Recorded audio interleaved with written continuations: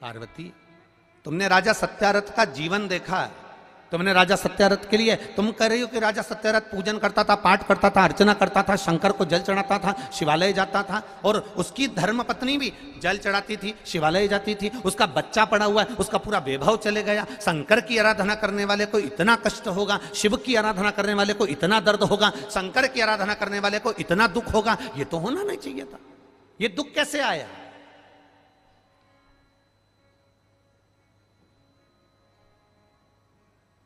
ये कष्ट कैसे आया? ये तकलीफ कैसे आई?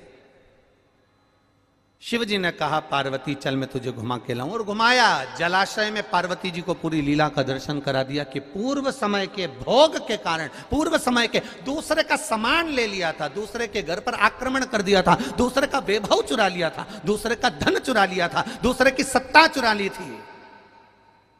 इसलिए इस जन्म में भले मेरा भजन करा इसने, मुझ पर जल चढ़ाया इसने, मेरी आराधना करी इसने, पर पूर्व कर्म का भोग तो भोगना पड़ेगा। हम पहले भी कथा में कहे, तुम वेद पुराण को मानो ना मानो,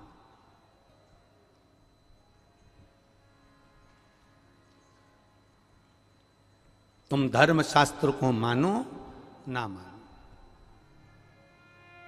तुम अपने बड़ों को मानो ना मानो, तुम अपने गुरु को मानो ना मानो, पर इतना जरूर मानकर चलना कि कर्म का भोग तो परमात्मा को भी भोगना पड़ा, तो अपन तो मनुष्य हैं, भोगना पड़ता ही है, पड़ेगा।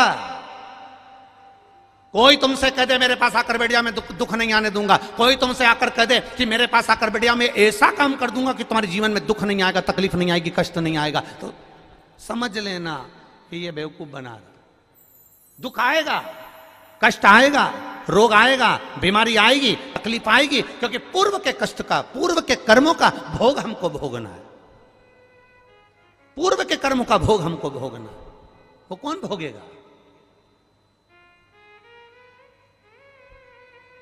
तुम्हारी कमाई के हिस्सेदार होते हैं तुम्हारी पत्नी, तुम्हारे घर के माता पिता, तुम्हारे भाई बंधु और तुम्हारे बच्चे तुम्हारी कमाई के हिस्सेदार होंगे। पर एक बात अपनी जिंदगी में उतार कर रखना, तुम्हारे कर्म के हिस्सेदार नहीं होंगे कि तूने कमाया कैसा था। तुम्हारी कमाई के हिस्सेदार तुम्हारी पत्नी भी होगी, तुम्हारे बच्चे भी होंगे, बेटा भी होगा, बेटी भी होगी, माता भी होगी, पिता भी होंगे, भाई भी होंगे, बंधु भी होंगे, बहनें भी होंगी, उनके सारे रिश्तेदार होंगे, तुम्हारी कमाई के हिस्सेदार होंगे, पर तुम्हारे कर्म के हिस्सेदार नहीं हो सकते। कर्म का भोग तो तुझे अकेले ही भोगना है। तब वो परमात्मा भी कहेगा कि तेरा क्या होगा रे कालिया, फिर वो भी कहेगा कि होगा क्या, क्या कर्म करेगा। कोई दूसरा नहीं भोगेगा, हमें भोगना है, हमें।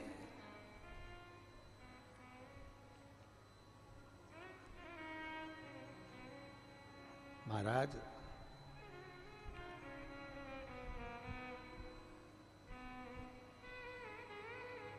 कर्म का भोग तो भोगना, कोई दूसरा नहीं भोगने वाला। पार्वती, सत्यरथ को कर्म का भोग भोगना था, पूर्व में इसका वैभव इसने दूसरे का चुराया था, इसलिए आज इसका वैभव चले गया।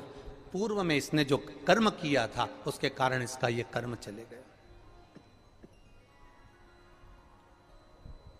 तो फिर आपको लोटा भर के जल चढ़ाने का फायदा क्या हुआ है? अब सुनना, पूरे भारत के लोग और पूरे देश विदेश में बैठे हुए जितने भक्त इस आस्था चैनल के माध्यम से कथा सुन रहे हैं, अब सुनिए। ये कथा में भिक्षुवर अवतार भगवान शंकर का हुआ है 14वें नंबर का। उस कथा को ध्यान से सुनना। 19 अवतार में से एक अवतार है।